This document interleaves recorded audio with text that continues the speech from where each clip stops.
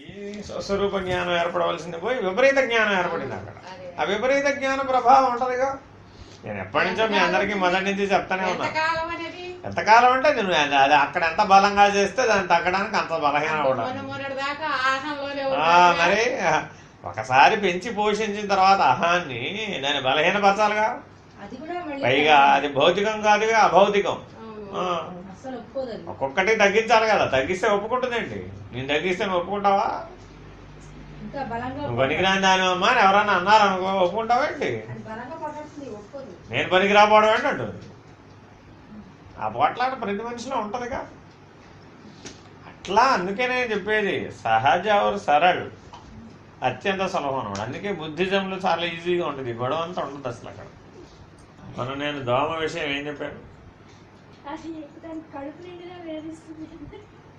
ఈ సృష్టిలో పుట్టడమే పనిగా ఉండేది దోమ అనమాట. మాకెంత సులభంగా పని జరిగిపోయిందో మా తర్వాత వచ్చిన వాళ్ళందరికీ అంత కష్టంగా ఉంది. అసలు ఇంతమందికి చెప్పడానికి మేము చాలా నేర్చుకోవాల్సి వచ్చింది. అసలు అంతకుముందు మేము ఇవన్నీ నేర్చుకోవాల్సిన అవసరం రాలేదు. మీ అందరికీ చెప్పడం కోసమే చాలా అంశాలు నేర్చుకున్నాం. అట్లాని కాదుగా అసలు నేననేది దానివల్ల ఇప్పుడు అరుణ గారు చెప్పినట్టు కాంప్లెక్సిటీ పెరిగిపోతుంది నేర్చుకున్న దానివల్ల. కాంప్లెక్సిటీ తగ్గవలసింది పోయి కాంప్లెక్సిటీ పెరిగిపోతుంది. అశక్తం అయిపోయే కొద్దీ ఏముంటుంది వృద్ధాప్యంలో, అశక్తం అయిపోయే కొద్దీ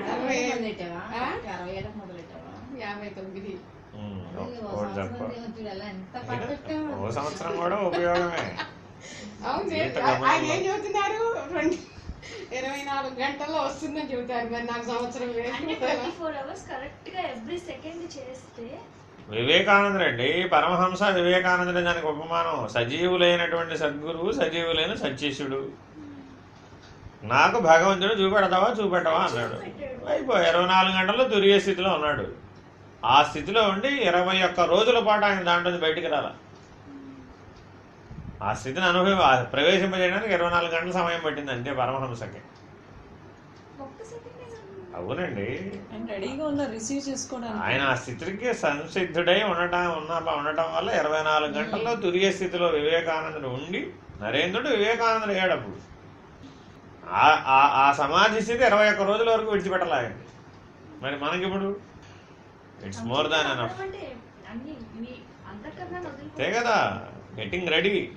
మీ లాంచ్ ప్యాడ్ రెడీగా ఉంటే రాకెట్ విడిచిపెట్టడం ఎంతసేపు? ఏమీ తెలియకుండా ఉన్నప్పుడు బాగానే ఉందని కొట్టదు. ఇప్పుడు అది చివరికి ఎంత అజ్ఞానం వచ్చేస్తుందంటే పూర్తి తమోగుణంలో ఉన్నదే బాగుంది, ఈ గొడవ కంటే ఉండదు.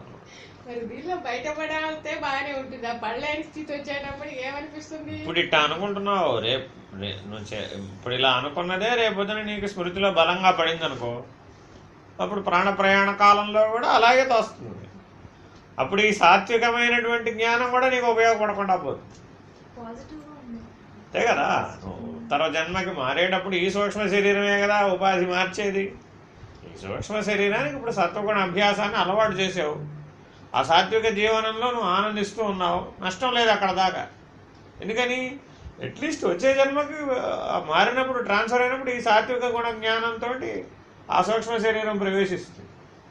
అప్పుడు బాల్యంలోనే నీకు ఆ స్మరణ కలుగుతుంది. తొందరగా తేరుకుంటావు, మేలుకుంటావు, ఎదుగుతావు. నువ్వు రెడీ కాలేకపోతే చెప్తున్నా. అదే నువ్వు ఇప్పుడు ఈ సత్వగుణ జ్ఞానాన్ని, ఈ సాత్వికమైనటువంటి దాన్ని కూడా నువ్వు దీనికంటే నాకు అదే బాగుందిలే అనుకున్నావు అనుకో, కోల్పోవడానికి రెప్పపాటే పడుతుంది. సత్వగుణం నుంచి తమోగుణం రావడానికి రెప్పపాటే పడుతుంది, పక్కనే ఉంటుంది. రజోగుణం మిశ్రితం. అది సాత్విక సృష్టి అంతా దైవం అండి, తామసిక సృష్టి అంతా జడం అండి. మిశ్రితమైనది జీవ సృష్టి. నువ్వు అటో ఇటో పడిపోతా ఉంటావు ఎప్పుడు ఒకటి. మిశ్రిత రజోగుణం అది చంచలం అన్నమాట. అది అయితే మారితే అది సత్వగుణంలో కన్నా మారుతుంది, లేదంటే తమోగుణంలోకి మారిపోతుంది. ఒక రెప్పపాటే ఇటు నుంచి అటు అవడానికి రెప్పపాటే పడుతుంది అంతే. మాలాగా నేర్చుకున్నవాడు ఒక్కడన్నా వస్తాడేమో అని చూస్తున్నామండి. వాడు ఒక్కడ కూడా ఎంతమంది 1000 మంది కానీ చెప్పుంటాం మేము వాటికి ఈజీగా. మాలాగా సరాసరి ఎకాయకి నేర్చుకుని ఒక సంవత్సరంలో పూర్తి చేసి బయటపడగలిగేవాడు ఒక్కడన్నా వస్తాడేమో అసలు ప్రయత్నం మొదలుపెట్టాం 96లో చెప్పటం. అప్పటి నుంచి ఇప్పటివరకు చెప్తానే ఉన్నాం కానీ ఒకడు కూడా జరగల. అట్లానే లేదు అసలు. ఎందుకు చెప్తున్నానంటే ఇంత ఇప్పటికీ ఇన్ని సంవత్సరాల నుంచి చెప్తున్నా ఇంత బలంగా ఇంత ఎలా చెప్పగలుగుతున్నామంటే ఆ ఒక్కడే వస్తాడన్న ఉద్దేశంతో చెప్తున్నాం అంతే. సాధారణంగా అట్లా ఎవరు చెప్పరు. అయితే అది సాధ్యాసాధ్యాలు అనేవి మన చేతిలో లేవు కదా. అట్లా అది సూచించగానే గ్రహించగలిగే వ్యక్తి రావాలండి. ఎందుకంటే కొన్ని విషయాలు చూపి చెప్పడానికి వీలుగా చూపడానికే వీలవుతుంది. అది చూపితే తెలుసుకోవాలంతే. దర్శిస్తే తెలుసుకోవాలి, దాని వివరణ అంతా తెలిసిపోవాలి. అంతటి సమర్థుడే ఉండాలి బుద్ధిశక్తిలో, అంతటి గ్రహణ శక్తి ఉండాలి, అంతటి ధారణాశక్తి ఉండాలి. ఆ ధారణాశక్తిని సమర్థతగా మార్చుకోగలగాలి వెంటనే. ఏకకాలంలో దర్శనం ఉండాలి, ఏకకాలంలో ఇట్లా బోధించగలిగే శక్తి ఉండాలి, ఏకకాలంలో ఉద్ధరించగలిగే శక్తి ఉండాలి, తాను ఉద్ధరించబడే శక్తి ఉండాలి. అట్లా ఉంటుంది ఎప్పుడు కూడా. ఈ మార్గం ఇట్లా ఉండాలన్నమాట. అప్పుడే ఈ అంతర్ముఖ ప్రయాణం సులువు. అట్లా లేకపోతే ఓ అడుగు వేస్తావు మళ్ళీ ఓ యోగం కూర్చుంటావు, అక్కడ ఓ అడుగు వేస్తావు మళ్ళీ ఓ యోగం కూర్చుంటావు. ఇంకా ఎట్లా అది వేయరని కాదు, ఒక అడుగు వేస్తారు మళ్ళీ ఒక యోగం పాటు విశ్రాంతి తీసుకుంటారు. ఇంకెట్లా ఆ తెలివి పనిచేసేది ఎట్లా? ప్రయత్నం అసలు ఏమన్నా అవిచ్ఛిన్న తైలధార వలె సాధన జరగాలంటున్నావా? ఉపమానాలు చెప్తున్నారా? చేస్తున్నావా మరి అట్లాగా? చేయరుగా అసలు ఎవరు. మాయ లేదు, పాడు లేదు. మనసన్న మాయన్న కదరా ఓయన్న. ఏముంది దాంట్లో? నువ్వు ఒప్పుకుంటే మనసు ఉందండి, లేకపోతే మనసు ఎక్కడ ఉందండి? అసలు మనసు ఎక్కడ ఉందో చూపెట్టండి. ఇంతసేపు కుస్తీ పడుతున్నారు దాంతో. అసలు మనసు ఎక్కడుందో చూపెట్టండి. లేదు. నువ్వు ఒప్పుకున్నప్పుడు పుట్టింది అది, ఒప్పుకోకపోతే మనసే లేదు. అసలు లేని మనసుతో ఎంతసేపు పోరాడితే మాత్రం ఏమిటి ప్రయోజనం? లేదని ఒక నిర్ణయం చేస్తే దాంతో ఫినిష్ తగాదా. ఆ లేదన్న నిర్ణయం చేయడం రావడం లేదు. అది ఉందనగానే దాని బలం అంతా వచ్చేస్తుంది. అంత అది ఏనుగంత బలం వచ్చేస్తుంది, అయిపోయాయి కదా, అంతా అన్నీ వచ్చేస్తుంది. ఆ గేట్ తెరవనేలా అదంతా వచ్చి మీద పడిందని దాన్ని దులుపుకోలేక దాన్ని కడుక్కోలేక ఇబ్బంది పడనేలా. నేను చైతన్య స్వరూపుణ్ణి ఒప్పుకో, నాకు మనసు లేదు, ఏమవుద్దు? అది ఓ సమస్య అయిపోయింది కదా. అసలు మనసు వరాలి ఉందని ఒప్పుకొని ఆ గోలంతా మీద వేసుకొని దాన్ని కడుక్కొని మళ్ళా పోసుకొని ఇదే పని కదా. ఏనుగు పద్ధతి. స్నానం చేస్తావు, బయటకు వస్తావు, మళ్ళీ పోసుకుంటావు, మళ్ళీ స్నానం చేస్తావు, ఇదే పని. నేను శాస్త్రం ఏం చెప్తాను స్పష్టంగా? నువ్వు ఆత్మస్వరూపుడివి, నువ్వు సాక్షి స్వరూపుడివి, నువ్వు జ్ఞాన స్వరూపుడివి, నువ్వు ఆనంద స్వరూపుడివి, నువ్వు చైతన్య స్వరూపుడివి, నువ్వు ప్రజ్ఞా. ఇట్లా చెప్తోంది. ఎన్ని కారణాలు చెప్తుంది నువ్వు అట్లా. అది అవునని చెప్పించడానికి నీ చేత అన్నీ చెప్తే అవన్నీ ఈజీక్వల్తో ఎదురుకుండా మనసు పెట్టి ఇటే టికెట్ తింటుంది. ఇటు టిక్ పెట్టగానే దీనికంటే 1000 రెట్లు బలం వచ్చేస్తుంది. నీ ఓటే దానికి బలం, వేరే ఏం లేదు. నువ్వు ఒప్పుకోకపోతే ఏం చేస్తుంది అది? అసలు స్వయం చాలితమా? దానివల్ల అవుతుంది? అది ఒక ఇంద్రియం కదా. మనం ఒప్పుకోకపోతే అది పని చేయడం ఏంటండి? అసలు అర్థం ఉంది ఏమన్నా దాన్ని? You don't accept. మనసును పని చేయమని చూద్దాం. నువ్వు ఒప్పుకోకపోవడం అనేది ఒప్పుకో. అసలు నీకు తెలియడం లేదు కదా. ఒప్పుకోకుండా ఉండడం అనేది నీకు అసలు తెలియడం లేదు కదా. అది కదా నేను చెప్పేది. ఏదైతే మాస్టర్ కీ ఉందో ఆ మాస్టర్ కీ నీ దగ్గర లేదు. మిగిలిన తాళం చెబుతా తెరుచుకోలేదు. తెలిసిన వాళ్ళేమో సరిగ్గా స్పష్టంగా చెప్తున్నావు. నువ్వు దాన్ని రిజెక్ట్ చేయి. ఏది వచ్చినా సరే రిజెక్ట్ చేయి. నేను ఒప్పుకోను అంతే. ఏముందంట్లో నేను ఒప్పుకోను. ఏం మరి అంతే. మాస్టర్కి నాకు అవసరం లేదు, నేను ఒప్పుకోను. అంటే మళ్ళీ ఇంకోసారి ఆ పని ఆచరించకుండా అంత బలంగా నేను ఒప్పుకోను అని ఆచరించకుండా ఉండాలి. అవునండి, మీద పొడుగు పడిందండి, ఏం చేస్తున్నావు? Same thing. నేను వంచుకోవచ్చు కదా అని కూడా కాసేపు. ఎట్లా అసలు మనం ఏదైతే సమస్య అని అనుకున్నానో అసలు అది సమస్యే కాదు. అది సమస్య కాదన్న దృష్టితో చూడలేదు అసలు మనం. అదే పెద్ద సమస్యను చూస్తుంది. ఉల్టా ఆలోచిస్తున్నావు కదా అసలు. తప్పు కదా అసలు, అది తప్పు కదా. అది నేను చెప్పేది. అసలు అట్ట ప్రయత్నిస్తే ఎట్ట పోద్ది? నువ్వు ఎంత తన్నుకో అది పోదు. అది లేదన్న సూత్రాన్ని ఒప్పుకుని ప్రయత్నించు, పోతుంది వెంటనే. పిల్లాడు నడుస్తూ కింద పడ్డాడనండి, ఏం చేస్తున్నావు? ఏముందిరా ఇక్కడ, ఏముంది చూపెట్టు, ఎందుకు పడ్డా? ఏం లేదుగా ఇక్కడ అన్నావు. వాడు ఏడు బాబు చూసాడు కింద. వాడు ఏడు బాబు చూసాడా లేదా? ఏమైంది అప్పుడు అక్కడ? ఏం లేదా రే, నేను ఎందుకు పడ్డాను? ఇప్పుడు వాడిలో వివేచన మొదలైంది. ఏడు బాబేశాడు. ఇప్పుడు వాడికి దుఃఖం లేదా? కానీ వివేచన దుఃఖాన్ని అధిగమించింది. మామూలు దారిలో పడిపోయాడు. అట్లాగే గడప తగిలి పడ్డాడు. అప్పుడు ఏం లేదంటే వాడు గడప చూపెడతాడు. ఇప్పుడు మన పరిస్థితి అలాగే ఉంది. ఎంతసేపు ఆ మనసును చూపెట్టి అదిగో ఆ గడప దాకా వచ్చాను, దాన్ని తగులుకున్నాను పడిపోయాను. ఎంతసేపు గడపే కదా అది. గడపని మనం ఏనుగు దాటలేకపోవడం ఏమిటి? నువ్వెవరు? ఏనుగు ప్రజ్ఞాస్వరూపుడు, వ్యాపకని చైతన్య స్వరూపుడు. ఏనుగుకి గుడారం రావడం ఏంటి? ఇట్లా నేను అసలు దానికంటే నేను విశాలమైన వాడిని అనే భావన నీలో కలిగితే అది తగ్గిపోతుంది. నాకంటే అదే చాలా పెద్దదండి అంటే అది నిన్ను ఆక్రమించాను. భయమైన అంతే కదా. రేపు పొద్దున మీ ఆయన దగ్గరికి వెళ్తున్నావు, మీ అమ్మో మా ఆయన ఏం చేస్తాడో అనుకున్నావు, ఏమవుతున్నాం? ఆ భయం ఆవరించే ఇట్లా ఏం చేస్తాడంటే ఏం చేయడు, ఏం చేస్తాడు, ఎవరైనా ఏం చేస్తాడు, ఎవరైనా కానీ అనే ఉపేక్షాభావంతో చూసావు. అప్పుడేమై అట్లా అసలు దాన్ని ఉదాసీనంగా చూస్తే దేనైనా అధిగమించవచ్చు. ఉదాసీన లక్షణంతో చూడకపోతే అన్నీ వచ్చేస్తాయి. ప్రాధాన్యతలు అప్రాధాన్యత. నాకు ప్రాధాన్యత ఇవ్వలేదు, నాకు ప్రాధాన్యత, ఎంతసేపు దాని గోల్ అదే కదా. అదేనా కదా. ఒకసారి ప్రాధాన్యత ఇచ్చామని టికెట్ ఏమన్నా ఏం చేసింది? నువ్వు ఉండవు, అప్పుడు అదే ఉంటుంది. దానికి ప్రాధాన్యత ఇవ్వమాక.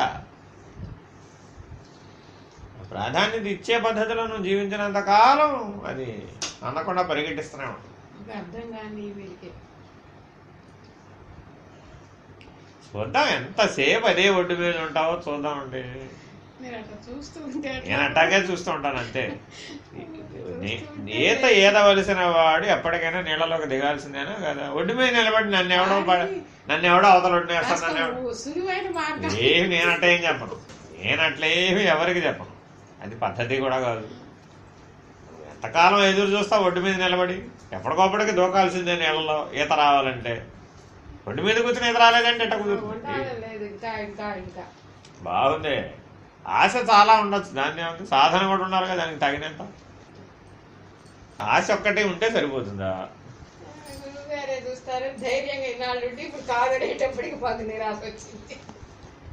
ఒక్కటే చెప్పేది మీకు, గురువు ఎప్పుడూ సహాయం అందించడానికి సిద్ధంగానే ఉంటాడు. ఎప్పుడు నువ్వు సాధన చేస్తే, నువ్వు సిద్ధమైతే ఎవరైనా సహాయం చేయగలుగుతారు, కానీ నువ్వు సిద్ధం కాకుండా సహాయం చేస్తారు? అది ఎట్లా సాధ్యం? ఆశ్రయం అంటే ఏమిటి? ఆశ్రయం అంటే కాళ్ళు చేతులు పట్టుకోవడం కాదు కదా. ఆశ్రయం అంటే కాళ్ళు చేతులు పట్టుకోవడం కాదు కదమ్మా. ఆశ్రయం అంటే కాళ్ళు చేతులు పట్టుకున్నారు కాబట్టి పూర్వం మీకు తెలియనివన్నీ ఎంత ఓర్పుగా అన్ని నేను తెలుసుకునేట్టు చేసాం. అయిపోయిందిగా, దానికి ఫలితం చెల్లైపోయింది. అర్థమైందా? ఇంక అంతకు మించిన ఎక్కువ ఏదైనా చేయాలంటే నువ్వు కూడా అలా పరిపక్వత చెందాలి కదా. అంతేనా కదా. నువ్వు మీ ఇంట్లో అందరినీ, ఊళ్ళో ఉన్న వాళ్ళందరినీ మీ ఇంట్లోకి రాణిస్తావా? రానివ్వడలేదుగా. ముఖ్యులైన వాళ్ళని ఇంట్లోకి రాణిస్తున్నావు లేదు. ఏ ఊళ్ళో వాళ్ళందరూ రానివ్వచ్చుగా, ఆత్మస్వరూపులేగా. అంటే భౌతికంగా అద్వైతం పనికిరాదు. అర్థమైంది? ఎప్పుడు అది గుర్తుపెట్టుకోవాలి. భావంలో ఎప్పుడు అద్వైతం ఉండాలి, భౌతికంలో ఎప్పుడు అద్వైతాన్ని పెట్టుకోకూడదు. పెడితే ఏమవుతావు? చెడిపోతుంది అంతా కూడా. కర్తవ్య కర్మగా చేయాలి కానీ, నిష్కామ కర్మగా చేయాలి కానీ దాంట్లో ఎప్పుడు అద్వైతాన్ని పెట్టకూడదు. అర్థమైంది? అందుకని నిజ జీవితంలో జీవించేటప్పుడు ఏది ఎక్కడ ప్రయోగించాలి తెలిసి ఉండాలన్నమాట. అప్పుడు సులభమైంది. నువ్వు ఆసక్తిని ఆధారం చేసుకుని చేసేవి ఇప్పటి వరకు, జ్ఞానాన్ని ఆధారం చేసుకుని చేయలేదుగా. ఆసక్తి వేరు, జ్ఞానం వేరు. ఆసక్తి ఉంటే శక్తి అదే వస్తుంది. ఏమంటే ఆసక్తి లేదు, ఆసక్తి లేకపోయినా జ్ఞాన బలం ఉంటే శక్తి వస్తుంది. మీరు మన క్షమ గురించి చెప్పాల్సి వచ్చిందండి. అదేదో ఏదో క్షమ వచ్చింది, ఏం చెప్పాలి ఎవరేం మాట్లాడకపోతే ఏం చెప్తాం? ఏదో సరే మొదలు పెట్టాం కథ. మొదలు పెడితే క్షమ గురించి చెప్పేటప్పుడే అన్నీ కవర్ చేస్తూ అందరికీ అర్థమయ్యేది చెప్పడానికి 2 గంటలు పెట్టింది. 2 గంటలు పెడితే మరి ఇప్పుడు అంతసేపు ఎటు చెప్తారండి అంటే, ఆ ధారా ప్రవాహం చెప్పడానికి అవకాశం అది ఎంతవరకు వస్తే అంతసేపు చెప్తాం. ఆగిపోయినాక ఏం చేస్తాం? అలాగే ఇట్లా ఎంతకాలం చెప్తాం? ఇప్పుడు 10-15 ఏళ్ళ నుంచి చెప్తున్నాం దగ్గర. ఇంకెంతకాలం చెప్తాం? ఒకప్పటికంటే ఇప్పుడు తగ్గిపోలా? మీకు 20 మీ 21 స్పీచ్ చేసి వారం రోజులు చెప్పినప్పుడు రోజుకి ఎన్ని గంటలు చెప్పానమ్మా? 2-3 ఏళ్ల కిందట వరకు వరుసగా చెప్పడం మొదలు పెడితే 2 రోజులు 3 రోజులు చెప్పిన సందర్భాలు కూడా. ఇక ఈ క్రమేపీ తగ్గుముఖంలోకి వచ్చేసింది. ఇప్పుడు మ్యాక్సిమం 2 గంటలు చెప్తే కనీసం 3-4 రోజులు అనారోగ్యం వస్తుంది. 2 గంటలు చెప్తే 3-4 రోజులు అనారోగ్యం వస్తుంది. ఇప్పుడు ఆ స్థితికి వచ్చేసింది, జారిపోతుంది శరీరం, అయిపోయింది, దానికి బలం అయిపోయింది. అట్లా ఒకప్పుడు 3 రోజులు చెప్తే 3 రోజులు పడుకునేవాడు, ఎన్ని రోజులు చెప్తే అన్ని రోజులు పడుకునేవాడు. అసలు లేచేవాడు కాదు. అట్లానే ఉండదు. ఒక కొంత మేరకే ఇవి ఉంటాయి, వీటి శక్తి అంతకుమించి ఉండవు, వీటి బలం ఉండదు. అంతే కదా, అవి బలహీన పడిపోతాయి. మళ్ళీ అవి శక్తి పొందుకోవాలంటే కొద్దిగా సమయం పడుతుంది. అట్లా చెప్పే కొద్దీ అట్లా అయిపోతూ ఉంటుంది, అంతే. కొడిగట్టిపోతూ ఉంటుంది, అంతే. ఏముంది? ఇప్పుడు స్వామివారు ఉన్నారండి, ఇప్పుడు 10 నిమిషాల కంటే చెప్పలేదు. అది ఒకప్పుడు వారే 6 గంటల సేపు చెప్పేవాళ్ళు. మొదలు పెడితే 6 గంటల సేపు చెప్పిన సందర్భాలు ఉన్నాయి. మేము స్టార్ట్ చేసినప్పుడు 96లో సాయమ్మ గారింటో చెప్పేవాళ్ళు. 2 గంటలు 3 గంటలు ఏకధాటిగా చెప్పేవాళ్ళు. 4 గంటలు, ఒక 3 గంటలు ఒక సెషన్, ఒక 3 గంటలు ఒక సెషన్, అట్లా 6 గంటలు చెప్పేవాళ్ళు. ఇప్పుడు 10 నిమిషాలు కూడా చెప్పలేదు. ఆ 10 నిమిషాలు చెప్పిన దానికే ఓ 3-4 రోజులు మళ్ళీ వేదనను అనుభవించాలి. దిగి రావాలి కదా. మామూలు స్థితిలో ఎప్పుడు సహజంగా ఉండే స్థితిలో నుంచి మీ అందరి తెలివితేటలోకి దిగి రావాలి చెప్పాలంటే. అప్పుడు ఖర్చు అయిపోతుంది. ఖర్చు అయిపోతే ఈ శరీరానికి ఆ శక్తి ఉండదు. మళ్ళీ కొంతకాలం 2 రోజులు 3 రోజులు రెస్ట్ తీసుకుంటే మళ్ళగా దాన్ని దారిలో పెడుతూ మందులు వేసుకుంటూ దారిలో పెడితే అట్ట వద్దంటే పని జరగదు కదా. నువ్వు చెప్తే పని నువ్వు అడిగితే చెప్తున్నావు అన్నా. మళ్ళీ వ్యక్తులుగా గుర్తిస్తే ఏం చెప్తామండి? అర్థమైంది? సుకన్యకి చెప్తున్నామంటే చెప్పలేము అక్కడ. అర్థమైనా? ఏదో నువ్వు ఒక ప్రేరణ, నువ్వు పనిముట్టు, ఈశ్వరుడు ప్రణాళికలో ఆ అవకాశం వచ్చింది. ఇంతకు మించి భాగ్యం ఏముంటుంది? మానవ జన్మకి ఇంతకు మించి భాగ్యం ఏముందమ్మా?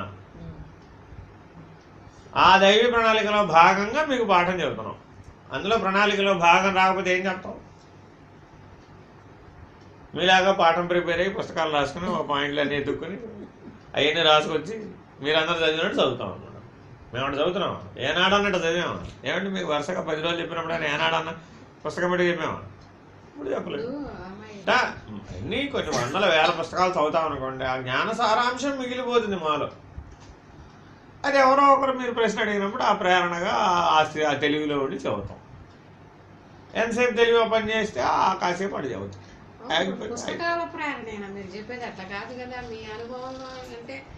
అది మిమ్మల్ని బట్టి ఉంటుంది, వినేవాళ్ళని బట్టి చెబుతాం. ఎప్పటికప్పుడు మీకు శాస్త్రవాక్యం చెప్పకపోతే మీరు వెళ్ళి మళ్ళీ చదువుకోవాలి కదా. నేను చెబుతానండి, నీకు ఎంతసేపు నిలబడుతుంది? నా స్వానుభవమే చెప్పాలి అంటే అంతసేపు చెప్పే పని ఉంటుంది. నా స్వానుభవం చెప్పడానికి ఎంతసేపు అవసరం ఉండదు.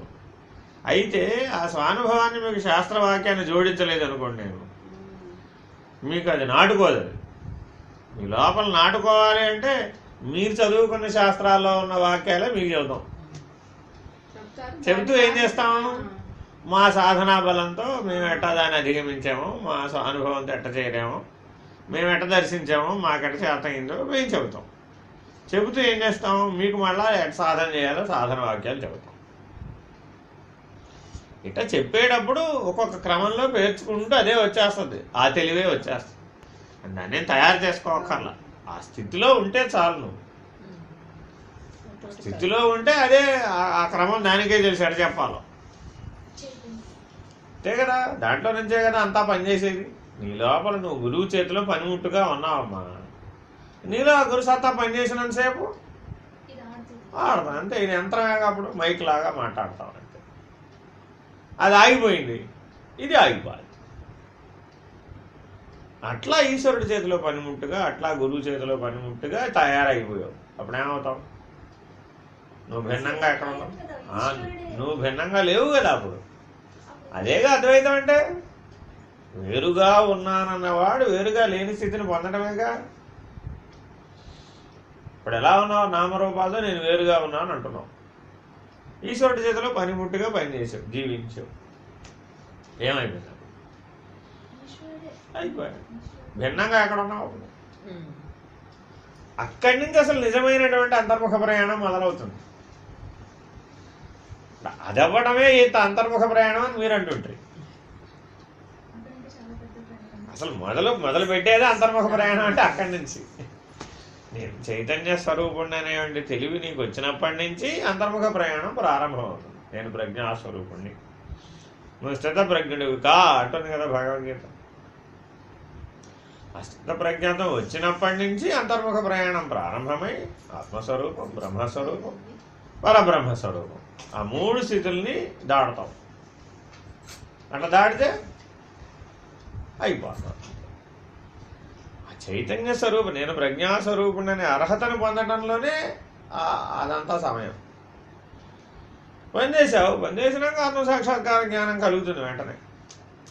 ఆ సాక్షిత్వం అనేది కనుక నీకు నిలబడితే మూడవస్థల్లోనూ ఆత్మసాక్షాత్కార జ్ఞానం రెప్పపాటే. అంతా ఈ ముందున్నదంతా ఒక 24 గంటల్లో తూర్పార పట్టేసినట్టు అయిపోతుంది. అంతా ఇవేం ఉండదు అసలు. గుర్తుకు తెచ్చుకోవాలన్నా రావు. ఏది పూర్వం జీవభావంతో వ్యవహరించిన గోలంతా ఉండదు అసలు ఆ జ్ఞానం కలగగా. పర్మనెంట్గా వాష్ అయిపోతుంది. అందుకేగా చెప్పి ఆ జ్ఞానం విలువ ఎంత కష్టమైనా ప్రయత్నించి పొందమని చెప్పేది ఎందుకు? ఒక దెబ్బకి అన్నీ పోతాయి.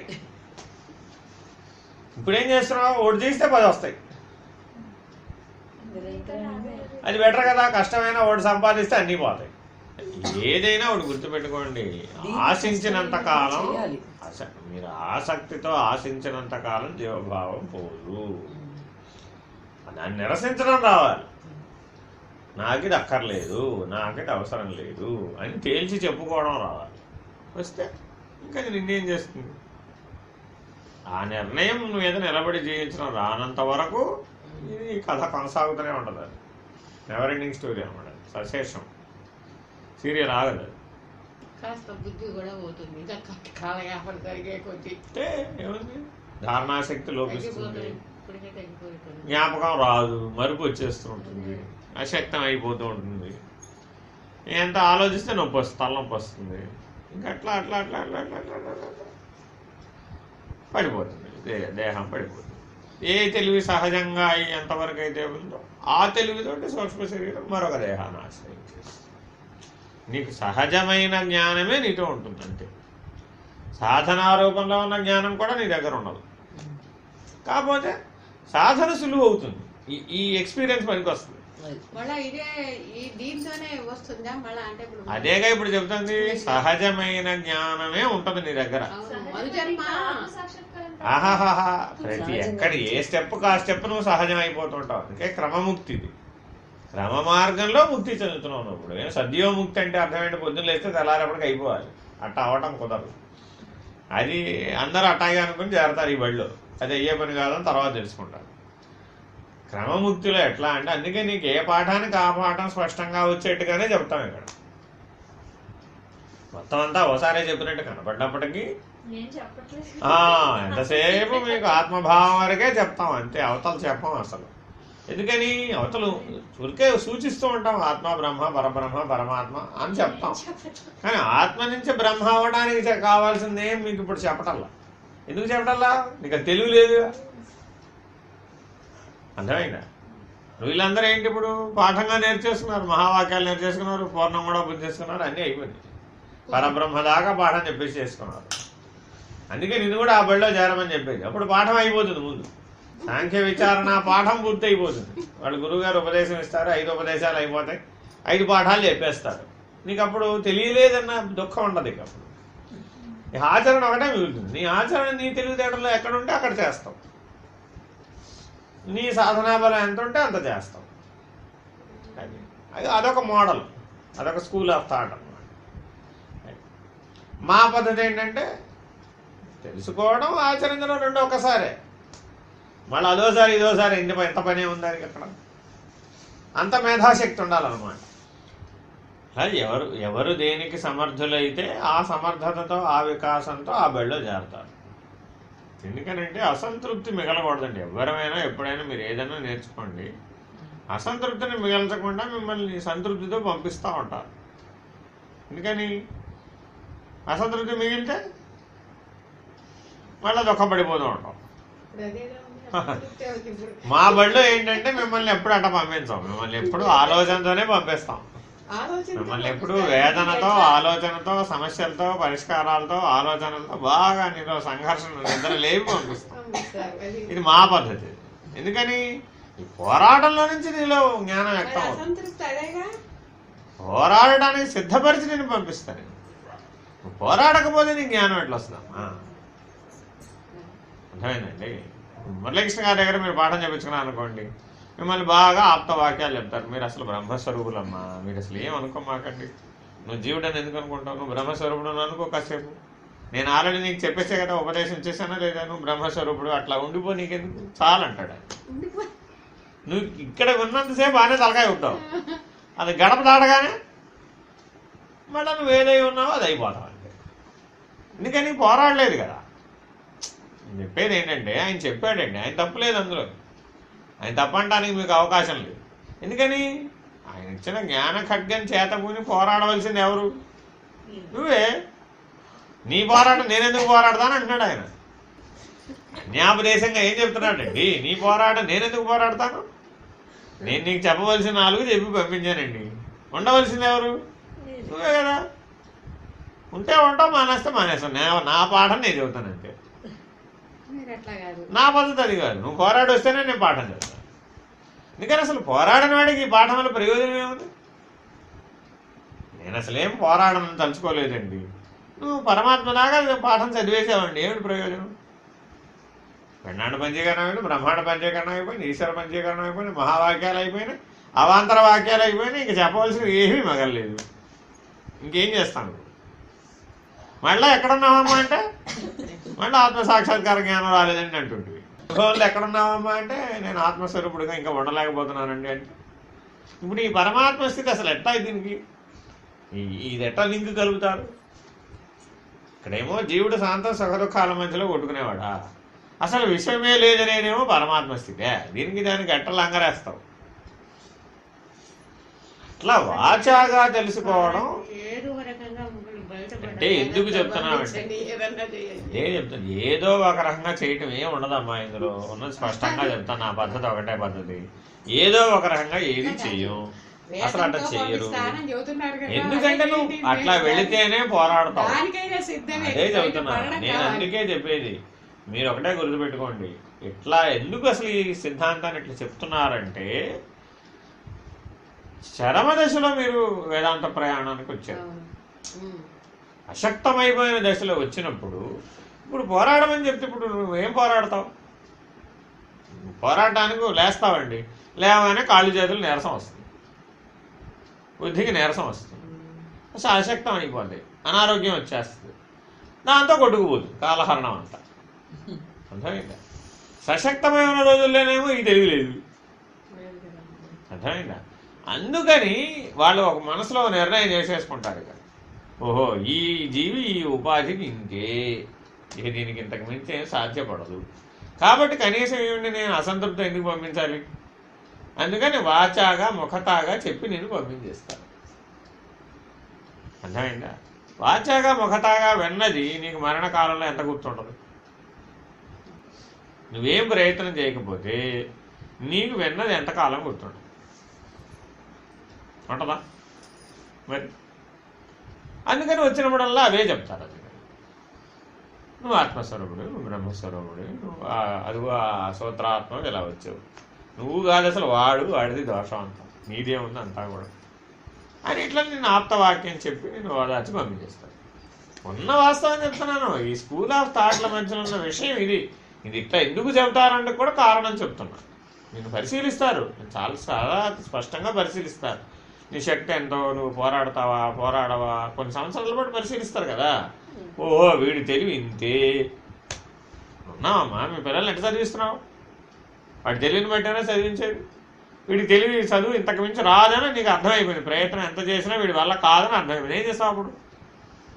వాడికి తగ్గ బళ్ళు వేస్తావు, అంతేనా? ఇది అంతే. అట్లా పుట్టినాయి అన్నమాట ఈ ఉపదేశాలు చెప్పే స్కూల్స్ అన్నీ ఇలా పుట్టినాయి.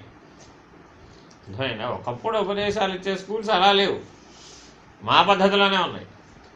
ఒక సంవత్సరానికి ఓ వాక్యమే చెప్పేవాడు, ఓ మాటే చెప్పేవాడు. వాడ చేసుకొస్తే మళ్ళీ తర్వాత మాట, లేకపోతే ఇంతే సంగతి లేదు, అక్కడితో సరి.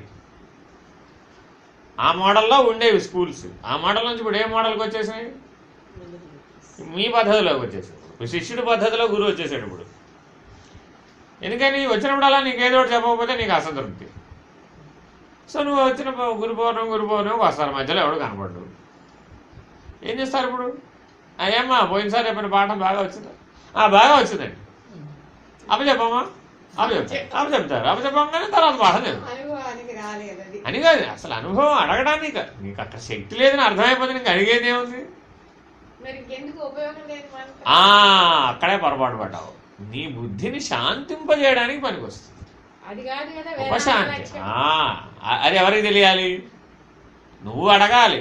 ఏమండి మీరు చెప్పారు, నాకు ఇది సానుభూతం కాలేదు కదా, నేను పోరాడతాను అని నిలబడ్డవాడికి అప్పుడు ఈ విద్య మార్చి చెప్తారు.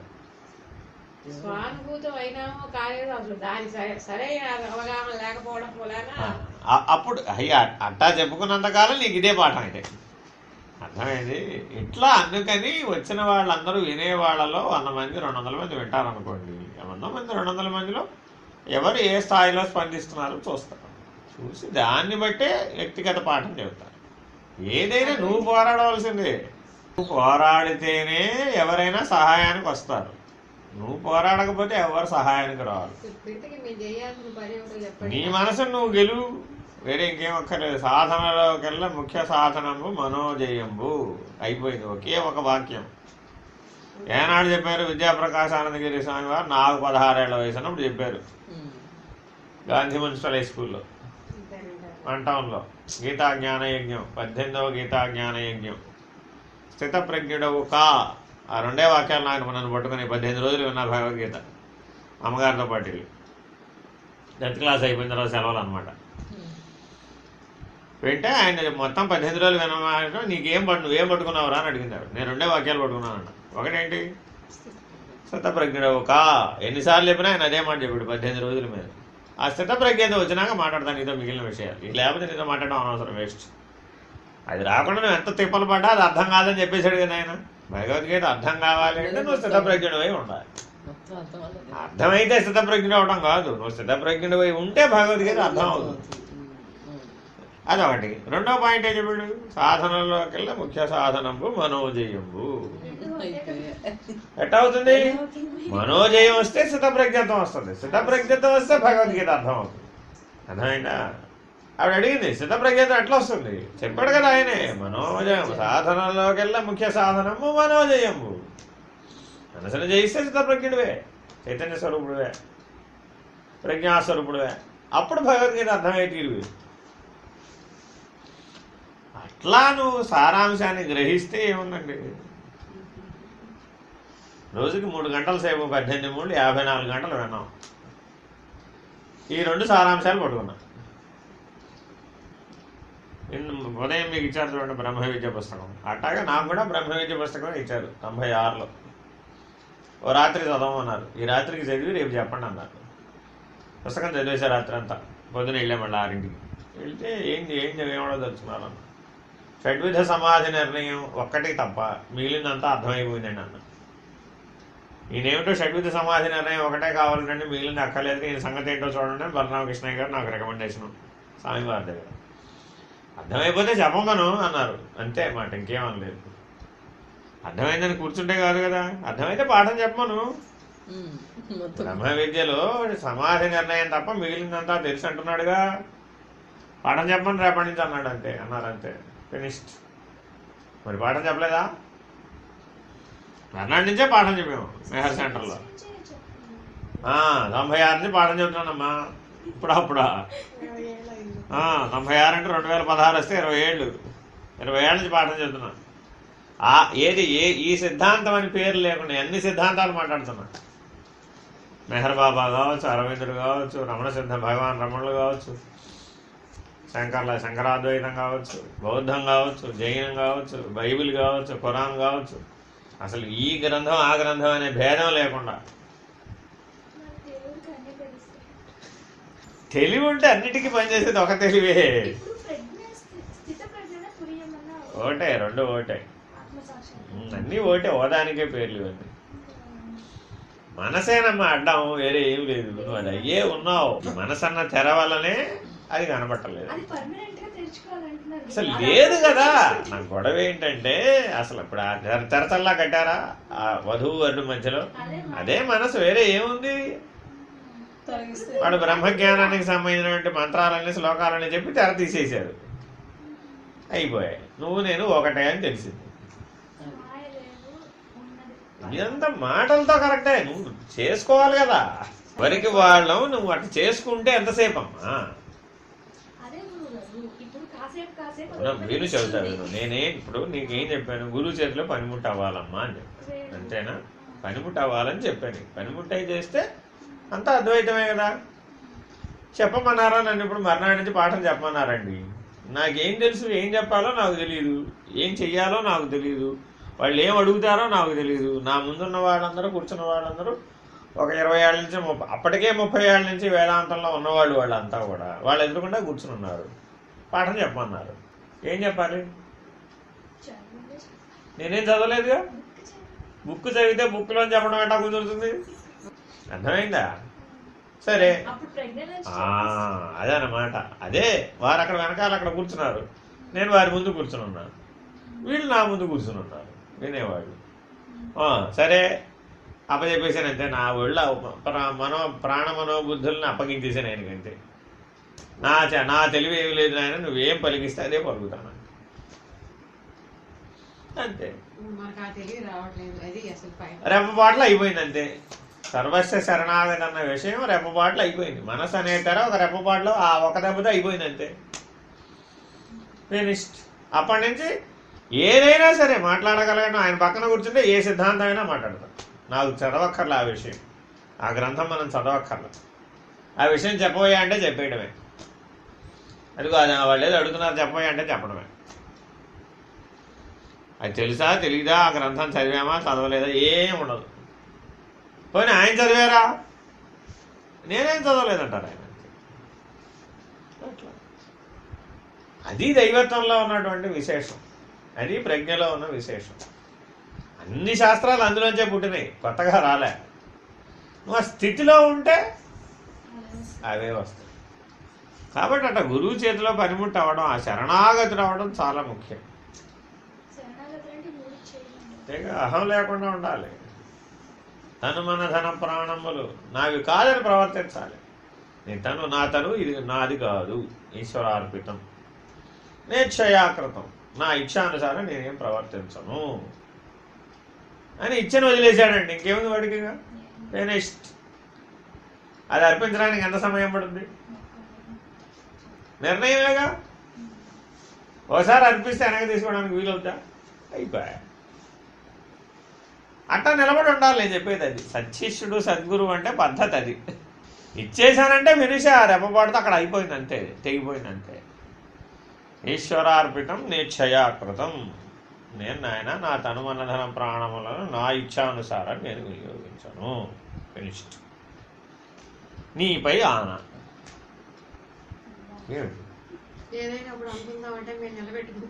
అదే నీకు సందేహం. అది నేను చెప్పేది. నీకు సంశయాత్మ వినసేది, సందేహం ముందుకు వస్తే ఇంకేం చేస్తావు అని. అంత క్యాపబిలిటీ ఉండాలండి నీకు. కాదండి, ఒకటే మాట. మా దగ్గర అప్పుడు వెంకటేశ్వరరావు గారు ఆయన 90 ఏళ్ళు, అప్పుడు 80-90 ఏళ్ళు వీరితో పాటు ఉండేవారు అనమాట. ఆయన ఇప్పుడు లేరు. ఏమండి ఈయన ఏదో అడుగుతున్నాడు, ఏదో చెప్పమంటున్నాడు, ఎట్లా మరి? నాకు రికమెండేషన్ బాలరామకృష్ణ గారు, వెంకటేశ్వరరావు గారు అనమాట. నాకు ఎన్నేళ్ళు? 25 ఏళ్ళు, అప్పుడు 26 ఏళ్ళు, వాళ్ళకి 85 ఏళ్ళు. ఈ పిల్లాడు ఏంటో వచ్చాడు, ఏంటో వీరేం మాట్లాడేవారు కాదు అప్పుడు. కూర్చునేవాళ్ళు అంతే. అట్ట కూర్చుంటే వెళ్ళేవాడిని, రోజు వెళ్ళేవాడిని. రోజు ఏంటో ఈ పిల్లాడు వస్తున్నాడు, ఏంటో అడుగుతున్నాడు, ఏంటో చెప్పమంటున్నాడు, ఏం చేద్దాం మరి అని అడిగేవాళ్ళు. వీళ్ళు రికమెండేషన్ అనమాట. ఏంటయ్యా చెప్పేది, అవతలకి పోను అనేవారు ఆయన. ఏంటి ఆ అబ్బాయి అడిగేది, మనం చెప్పేది ఏంటి? ఏంటి గురువుతో నడవడం అంటే మాట్లాడుకున్నారా? సత్యంచమే నడవడం లాంటిది. ముందు ఆయన ఏం చేస్తాడో చెప్పమను. అంత స్ట్రిక్ట్గా ఉన్నారు కాబట్టి మేము కూడా అంత పర్ఫెక్ట్గా తయారయ్యాం. మీతో పాటు సులువుగా కరుణా స్వభావాలుగా ప్రవర్తించేటప్పటికి ఏమనుకున్నారు? ఇప్పుడు సర్లే కానీ మనం కూడా ఈజీగా తీసుకున్నారు. బాగుంది. పోయినా ఇప్పుడే మీరు తట్టుకోగలిగేవాడు ఒక్కడు కూడా రాలేదని అప్పటి నుంచి ఇప్పటి వరకు చూస్తున్నామండి. మా సమర్థతని, మా కట్ అండ్ రైట్ని తట్టుకోగలిగే సమర్థత ఉన్నవాళ్ళు ఒక్కడ కూడా రాదు. అహం ఉన్నవాళ్ళు చాలామంది వచ్చారు, కానీ అహాన్ని తిప్పుకుంటే చాలా సులభం ఇది. కానీ అట్ట తిప్పుకోగలిగే సమర్థత ఉన్నవాళ్ళు రాదు. చాలామందిని ట్రై చేసాం. మురళీకృష్ణ గారు వచ్చారు, వరుణ గారు వచ్చారు, అట్లా ఒక్కొక్కరు బడిలో చేర్చుకుంటూ పోయాం. మా పుష్ప విమానం బోల్డ్ అయిపోయింది ఇప్పుడు. కానీ చూస్తున్నా ఒక్కొక్కరిని ఎవరైనా ఉత్తీర్ణులు అవుతారేమో, చివరిదాకా వస్తారేమో. అయితే ఎప్పుడూ గురువుకి శిష్యుడికి మధ్య ఒక స్థితి భేదం ఎప్పుడు ఉంటుంది. శాంతం సమానులుగా తీర్చిదిద్దటం వీలు కాదు. అట్టా ఆ గురువు కూడా చేతవ్వాలి, ఒడ్డున వేయటం వాడికి కూడా చేతవ్వాలి. ఇప్పుడు నాకే చేత కావట్లేదని అనుకుంటున్నాను. నేనైతే నా తెలివికైతే నేనేమనుకున్నానంటే, ఓహో మాకు బయటపడడం వచ్చింది, కానీ ఇతరులను ఒడ్డున వేయటం మాకు ఇంకా రాలేదని అనుకుంటూ ఉంటాను. వారికైతే ఆ ప్రాబ్లం లేదు. నన్ను ఒడ్డున వేశారు కాబట్టి వారికి ఒడ్డున పడడం వచ్చు, ఒకరిని ఒడ్డున వేయటం వచ్చు. ఎవరు పడలేదుగా, మరి చూద్దాం, పోనీ మేము పడేసామని చూద్దామని ఎవరన్నా చూద్దాం, ఆ చివరిని చివరి దాకా చూద్దామంటే ఎవరు కనపడలేదుగా. ఎవరికి వాళ్ళు ఇంకా మేము దాటలేదని చెప్తుంటారుగా. ఇప్పుడు మేము దాటామండి, ఇట్లా మేము చెప్పట్లేదమ్మా, మేము స్థిరంగా ఉన్నాం, పలానా స్థితిలో ఉన్నామని మేము చెప్తున్నాం, అలా జీవిస్తున్నాం, మీ కళ్ళ ముందు కనపడుతున్నాం. అవునా కదా? ప్రూఫ్ ఎదురుకుండా రెడీగా లేదు, ఆ ఇబ్బంది లేదుగా. వారు దాటించానని చెప్తున్నారండి, దాటించారంటానికి ప్రూఫ్ ఎదురుకుండా కనపడుతుందిగా, ఎత్తుకోక్కర్లేదుగా. మేము కనపడుతున్నాం, మురళీకృష్ణ గారు కనపడుతున్నారు, అరుణ గారు కనపడుతున్నారు, అంటే ఒకళ్ళిద్దరు కనపడుతున్నారు కదా. ఓహో వారిని అనుసరించి వారిని ఆశ్రయించి మేము దాటామండి, ఇదిగో మేము ఇలా ఉండేవాళ్ళం, ఇలా అయ్యామండి, ఇదిగో ఇలా అని చెప్తున్నారుగా. బోధించేవాళ్ళు తయారయ్యారుగా. ఇప్పుడు అట్టా మేము ఎవరైనా తయారు చేయగలిగామా? ఎవరిని చేయలేదు, ఒక్కరు కూడా తయారు కాలేదు. కాబట్టి దాని అర్థం ఏమిటి? ఓహో మాలోనే లోపం ఉంది, ఏదో మేము ఎవరిని బయట వేయలేకపోతున్నాం అనేది మేము ఆలోచిస్తున్నాం. ఈశ్వరుడు ఎవరికైనా ప్రాప్తి ఎలా కలిగిస్తాడు? మాలో ఆ తామసిక అహం నుంచి మేము ప్రయాణం మొదలుపెట్టాము కాబట్టి ఆ తామసిక అహం ఉన్నటువంటి శిష్యుల్ని మాకు ఇస్తారన్నమాట. మేము వారి దగ్గరికి చేరినప్పుడు వాళ్ళు అదే చెప్పారు మాకు. బాగా బండరాళ్ళ లాంటి శిష్యులు వచ్చారు. ఏం చేస్తాం? సునిశ్చితత్వం లేదు, తీక్షణత్వం లేదు, తెలివి లేదు. ఏం చేస్తారు? 1కి 10 సార్లు చెప్పాలి అనేవాళ్ళు. ఏది వాళ్ళు వాళ్ళ గురువు గారిని దృష్టిలో ఉంచుకుని, ఆయన శిష్యుడు, వాళ్ళ గురువు గారు, వాళ్ళ గురువులందరూ అశరీరులు. అక్కడ విషయం ఏంటంటే ఇక్కడ మేము సశరీరులండి, వారికి వారి గురువు గారు అంతా అశరీరులు. వాళ్ళు అశరీర పద్ధతిగా చెప్తే వారు అశరీర పద్ధతిగా నేర్చుకున్నారు. వాళ్ళు సశరీరులు కాదు. ఒక్క ఉపదేశం ఇచ్చిన గురువు గారు ఒక్కరే సశరీరులు, మిగిలిన వాళ్ళందరూ అశరీరులు.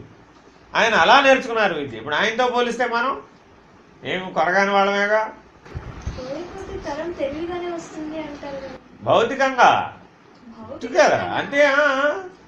నీకు బాగా పదునైన కత్తి వచ్చిందండి, కంట్లో ఆపరేషన్ చేయాలంటే బాగా పదునైన కత్తి ఉండాలా వద్దా? దాంతో కూరగాయలు జరిగితే అదే ఇప్పుడు సమస్య. తెలివి ఉన్న వాళ్ళే వస్తున్నారు, కానీ ఆ తెలివి ఇంటెలిజెన్స్ నెట్ వాడుతున్నారు, భౌతికం వైపు వాడుతున్నారు. మరి ప్రయోజనం ఏముంది? మా తర్వాత తరాలు ఇప్పుడు వచ్చిన వాళ్ళందరూ మాకంటే బాగా చదువుకున్న వాళ్ళే, బాగా తెలివైన వాళ్ళే, మాకంటే ప్రజ్ఞావంతులే, మాకంటే అన్నీ కూడాను భౌతికంగా ఉన్నవాళ్లే, ఏ లోటు లేని వాళ్లే, దేనికి వెనక్కి చూసుకోవాల్సిన అవసరం లేని వాళ్లే. కొన్ని ఏమైనా ఉన్నాయా? మన బ్యాచ్ మొత్తం మీద ఎవరైనా కానీ కూడు గూడు గుడ్డ లోపం ఉన్నవాళ్ళు ఉన్నారా? ఎవరు లేరు. ఉన్నారా? ఎవరు లేరు. ధనవంతులు కానివాడు ఉన్నారా? ఎవరు లేరు. కొన్ని ఏమైనా వెనక్కి చూసి వెతుక్కోవాల్సిన వాళ్ళు ఉన్నారా? లేరు. అన్నీ సంతృప్తంగానే ఉన్నవాడేనా కాదా? అయినా సరే దాన్ని విధించుకోలేదు. కారణం తెలివితేటలు ఉన్నాయి, లేవని కాదు. మీకు అందరికీ తెలివితేటలు ఉన్నాయి, బాగా తెలివితేటలు ఉన్నాయి. కాకపోతే తెలివితేటలు ఎడ్జిప్పి వాడుతున్నారు. నాన్న ఎంతసేపు ఆయన నాకు ఎప్పుడూ కూడా ABCDEFGHIJKLMNOPQZ A to Z గ్రేడ్లు ఇస్తే నాకెప్పుడూ Z గ్రేడే ఇచ్చేవాళ్ళు. అక్కడ కారణం ఎందుకు చెప్తున్నానంటే, నువ్వు అశరీరి సద్గురువు దగ్గర నుంచి పొందవలసినటువంటి జ్ఞానాన్ని సశరీరి దగ్గర నుంచి పొందాలనుకోవడం అధర్మం కదా, అసాధ్యం కూడా కదా. నీకు అశరీరమైన తెలివి రావాలిగా. మోక్షం అంటే ఎట్లా లభిస్తుంది? నువ్వు అశరీరి అయిన సద్గురువును ఆశ్రయించగలిగేటటువంటి ప్రజ్ఞాస్థితిని పొందాలి. పొందితే మోక్షం సులభమైపోతుంది. సశరీరి అయిన సద్గురువుని పట్టుకోవడమే చేత కావట్లేదే. సశరీరి అయి ఉండి ఏ పాఠమైనా ఏ విషయమైనా ఏదైనా కూలంకషంగా బోధించగలిగే వాళ్ళు పక్కన ఉంటేనే సాధించడం చేత కాకపోతే అశరీరి అయిన సద్గురువుని పట్టుకోవడం ఎట్టొస్తుంది? అల్టిమేట్గా పడుకో. మోక్షం అంటే తప్పనిసరిగా అశరీరి సద్గురువు దయ ఉండవలసిందే. అది వేరే. పరమేష్ఠి గురువు అంటే అట్టా కుదరదు. అశరీరి అయిన సద్గురువులను ఆశ్రయించకుండా మోక్షం అసాధ్యం. ఆ తెలివి రావాల్సిన ప్రజ్ఞ అంటే అది. ఆ ప్రజ్ఞాస్థితిలో ఉండి వారిని ఆశ్రయించడానికి వీలవుతుంది. అట్లా వాళ్ళ దయతో నువ్వు ఆ మోక్షం అనే స్థితిని అనుభవిస్తావు, ఆ ముక్తి అనే స్థితిని అనుభవిస్తావు. వాళ్ళ గురుకృప, వాళ్ళది గురుకృప. అంటే మంది కాదు ఇక్కడ. సశరీరులు ఏమన్న వాళ్ళది ఏమి ఉండదు. మీరు ఎట్లా మాకు రికమెండ్ చేస్తున్నారో మేము కూడా వాళ్ళకి రికమెండ్ చేస్తాం. బాబోయ్ వీళ్ళ సంగతి చూడరా నాయన. అట్టా ఇట్లా మాకు ఉపయోగపడద్దు. మీకు ఉపయోగపడాలంటే మీరు కూడా ఆ తెలివికి రావాలిగా. మాకు ఉపయోగపడుతుందండి అది. ఇప్పుడు ఈ శరీరంలో మేము విడిపోయే ఉన్నాం. మేము ఇప్పుడు వదిలించుకోవడానికి మేము కష్టపడక్కర్లా. మరణకాలంలో ఈ శరీరం వదిలిపెట్టడానికి మాకేం కష్టం ఉండదు. ఎందుకని? భౌతికంగా దాటేశాం కాబట్టి. మేము విడిపోయే ఉన్నాం ఇప్పుడు. ఇందులో కొబ్బరికాయ లోపల నీళ్ళు ఎగిరిపోతే డెప్పట విడిపోయిందో అట్ట మేము విడిపోయే ఉన్నాం ఇప్పుడు. ఇందులో ఇది పడిపోయినా మాకేం అవ్వదు. ఎందుకని? భౌతికంగా ఇప్పుడు అలాగే ఉన్నాంగా. మెలకువ కాల నిద్రలో మూడింట్లోనూ ఇది విడిపోయే ఉంది కాబట్టి మాకేం ఇబ్బంది లేదు. కానీ ఆ తెలివి నీకు అర్థం కావాలని నువ్వు ఎదగాలి కదా. నువ్వు ఎదగకుండా నీకు ఆ తెలివి రాదుగా. నేను ఎంతసేపు చెప్పినా నీకు అది అర్థం కాదు. అందుకని ఏం చేయాలి? సశరీరం అయి తిరిగి రావాల్సిందే, కిందకి చెప్పాల్సిందే. అది చెబితే ఏమవుతుంది? నీలాగానే శరీర పద్ధతిలో ఉన్నామని నేను పొందాల్సిందే. కొద్దిసేపు ఇబ్బంది పెడుతుంది అది. నన్ను పెట్టాల్సిందేగా. మరి ధర్మం ప్రకారం సృష్టి ధర్మంలోకి దిగి వచ్చావండి, వస్తే నిన్ను బాధించాల్సిందే కాదు. ఆ తెలివి ఉంటది కాబట్టి ఓ 2 రోజుల్లోనో 3 రోజుల్లో కోలుకుంటాం. కోలుకొని మళ్ళీ అట్ట అయిపోతాం. అట్ట అయిపోతే సహజం అయిపోతుంది. మళ్ళీ ఆ తెలివిలో ఉంటాం. ఈ కింద పని చేస్తా ఉంటాం. అట్లా దేనికి దానికే పని చేస్తాం. ఎవరైనా వయసు మళ్ళడం మళ్ళకపోవడం అంతే కదా. మరి అది బలహీన పడిపోద్ది. ఇంకో టైం తీసుకుంటది. కోలుకోవడానికి టైం తీసుకుంటది. ఇక ఒకప్పుడు కోలుకునే అవకాశం ఉండకపోవచ్చు, పోతే పోద్ది. అంటే విడిపోయిన వాడికి ఏముంది? విడిపోయిన వాడికి దాంతో పని లేదు కదమ్మా. అది ఎప్పుడు పడిపోయినా వీడికేం సిద్ధం, వాడికేముంది. అది ఇప్పుడు కొంతసేపు ఉండాలి, ఎంతకాలం ఉండాలి, దీంతో ఇది చేయాలి అది చేయాలి, నీవు లేవుగా. కర్తవ్యం లేదు కదండి. కర్తవ్యం ఉంటేగా ఆలోచించేది. వాడికి కర్మబంధంగానే ధర్మబంధంగానే వాడికి లేవు. అయితే అవతల పడేస్తే అందరినీ బాగా అందరినీ వదిలేసాం. అసలు చెప్పాగా మేము సర్వం మొత్తం అందరినీ వదిలేసాం. ఏమంటే ఒక్కటే గుర్తుపెట్టుకోండి, ఎవరినైనా ఎవ్వరూ జీవితకాలం ఎత్తుకొని ఎప్పుడూ మోయరు. నీకు నడకొచ్చే వరకే నేర్పుతారు, అంతేనా కాదా? నడకొచ్చినాక ఏం చేయాలి? నువ్వే నడవాలి, అంతే కదా. అంతే. దాని చేత బాధించబడతావు కానీ అప్పుడు బాధించబడ్డప్పుడు నువ్వే వస్తావు, అప్పుడు స్వీయ జ్ఞానంతో వస్తావు. నేర్చుకోవాలంటున్నారు. అది ఇప్పుడు నీకు దాని చేత బాధించబడనంత వరకు దీని అవునొచ్చేది తెలియదు కదమ్మా, అవునా కదా? నేను ఎంతసేపు చెప్తే మాత్రం నీకు తెలుస్తుందా? బాధించబడ్డప్పుడు ఓ నేను పొరపాటు చేశాను అని స్పష్టంగా వస్తుంది. అప్పుడేం చేస్తావు? వేదంతో వస్తావు. అప్పుడు నేను ఎంతసేపు చెప్పక్కర్లా, ఓ మాట చెబితే ఓ తిప్పేస్తావు. ఏమంటే తక్కువ నాటి తిప్పు. వేదంతో రాలేదు, కడుపు నిండిన వాడికి ఎంతసేపు అన్నం పెట్టినా ఏం తింటాడు? అందుకు చెప్పేది. అందుకని ఒక 2 సంవత్సరాల నుంచి విరమించేసాం. అందరి దగ్గర నుంచి వెనక్కి లాగేసుకున్నాం. మమ్మల్ని మేమే వెనక్కి లాగేసుకున్నాం. మొత్తం మీరు కాదు, అసలు సమస్తం. మేము ఎంతమందికి అయితే ఇన్నేళ్లుగా పాఠం చెప్పామో అందరి దగ్గర నుంచి కూడా వెనక్కి లాగేస్తాం. ఇచ్చిన వాళ్ళ వెనక్కి తీసుకోవడం మాకు చేత కాదేంటి? ఇవ్వడం చేతనే వెనక్కి తీసుకోవడం రాదా? మొత్తం వెనక్కి తీసేసుకున్నాం అందరి దగ్గర నుంచి కూడా, సమస్తం. చెప్తున్నాగా ఇప్పుడు అదే అందరికీ పాఠం నడక నేర్పడం వరకు నేర్పేసామండి. ప్రాథమిక విద్య అందరికి అప్పచెప్పేసాం, అయిపోయింది. నడుస్తారు ఇప్పుడు ఒక్కొక్కరు నడిచి నడిచి నడిచి మీకు ఏదైనా మీ తెలివితేటలను పెట్టి మీరు వేదంతో వస్తే అప్పుడు ఏ పాఠం చెబితే సరిపోతే ఆ పాఠం చెప్తే సరిపోలా. ఇప్పటికి అంతా ఎవరు నడక వారు నడవలసిందే. ఇప్పుడు పిల్లవాడిని స్కూల్లో వేసేంత వరకే ఎత్తుకుని మోస్తాం, అంతేనా కదా? స్కూల్లో వేసినా కూడా ఎత్తుకుని మోస్తావా? కుదరదు కదా. వారిని ఎప్పుడూ పాకాడేవాడుగానే ఉంటాడంటే ఎప్పుడైనా మంచిదా? ఎవరికన్నా ఒక్కరిని ఉద్ధరించు నువ్వు, అప్పుడు దాని బరువు ఎంతో తెలుస్తుంది. భౌతికంగా ఒక పిల్లాన్ని పెంచాలంటేనే కష్టం అంటుంటే నీవే సంపాదించి కట్లు విడగొట్టించుకోకపోతే ఇంకొకరిని ఎలా విముక్తులు చేస్తావు? అది మా ప్రయాణం ప్రస్తుతం ఇలా నడుస్తుంది. ఇప్పటికి ఇది ఎప్పుడు ముగిసిపోతుందో మాకు తెలియదు. ముగిసిపోతే వదిలేసేటివి అయిపోవచ్చు. Last journey we are travelling. చతుర్థ దివ్యయానం అని ఓ దివ్యయానం ఉంది, ఆ 4వ దివ్యయానం. తృతీయ దివ్యయానం చివరిలో ఉన్నాం. చతుర్థ దివ్యయానం మొదలైతే ఇంకా దాన్ని ఆపడం కుదరదు.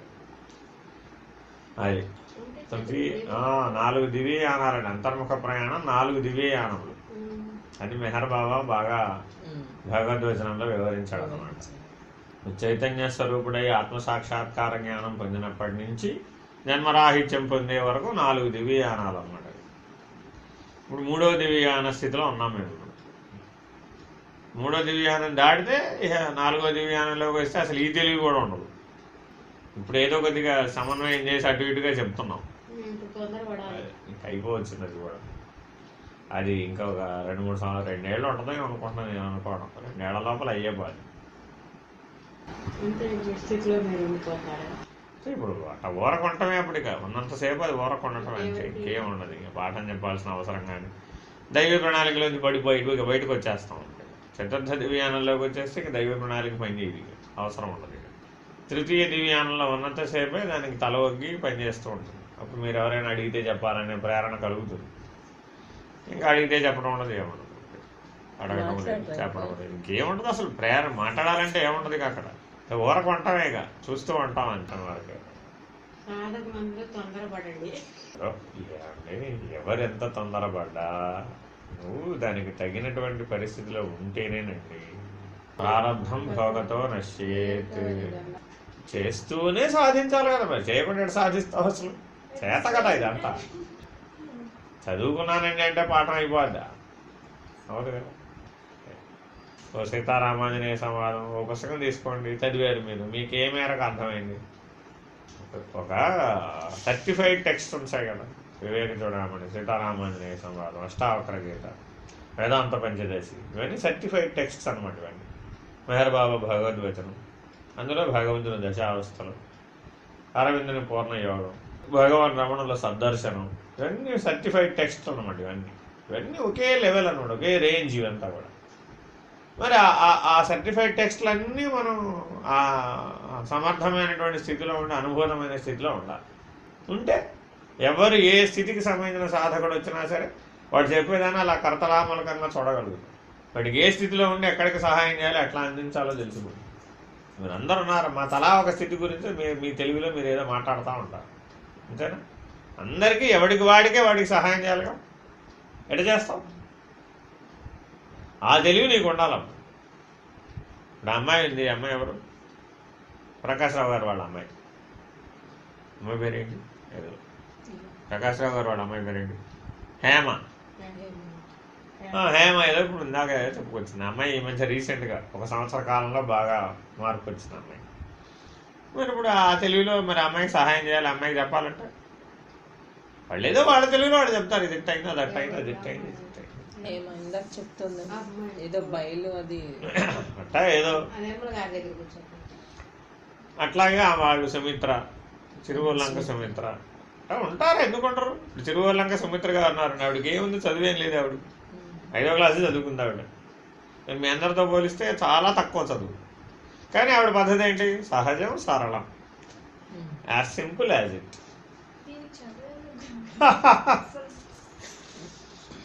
అది అట్లా ఆవిడ నువ్వు ఏదన్నా అడుగు చెప్తుంది. మరి ఏ తెలుగులో ఎక్కడ ఏ చివరి నుంచి ఆత్మ నుంచి పరమాత్మ వరకు ఏ స్థితి భేదం మీదైనా సరే 1-2 మాటలే చెప్తుంది. కాకపోతే కరెక్ట్గా చెప్తుంది అంతే. అది కరెక్ట్గా ఉందని ఎట్లా తెలుస్తుంది? వ్యాఖ్యానంగా వినే వాళ్ళకేమో ఏంటి ఇట్లా చెప్పింది అనుకుంటారు, కానీ దాని తెలుగు ఆ స్థితి తెలిసిన వాళ్ళకి సరిపడేటే చెప్పింది, కరెక్ట్గా సరిపడేటి చెబుతుంది. చాలు కదా, 1-2 మాటలు చాలు సరిపడేవి.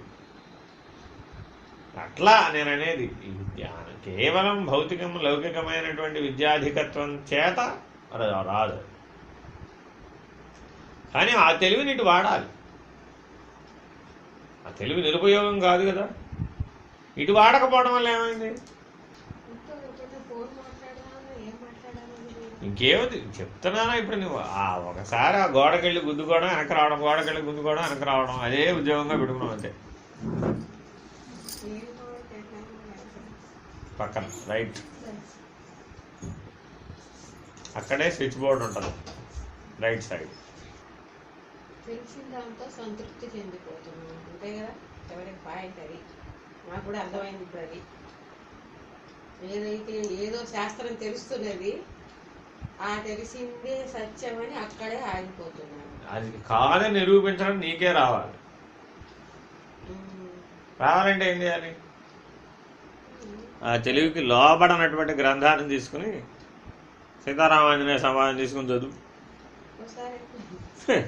చదివి ఇంకోటికి చెప్పు అర్థమయ్యేటట్టు. అదే కదా మరి. కొట్టో పుస్తకం అయిపోయింది మీరు చెప్తుంటారు. అదే మరి చెప్పే, అట్టా లాభం లేదు కదా. మరి ఎట్లా మనకు వచ్చింది చెబుతాం కానీ ఇంకా నాన్న ఎక్కడి నుంచి చెప్పగలం? అంతేనమ్మా, వచ్చిన దాంట్లోనే ఎక్కడ లోపం ఉందనేది ఆ పర్యవేక్షణ ఉండాలి. అందుకే చెప్పేది మా సమక్షంలో చెప్పండి అంటే ఎవరు చెప్పరు.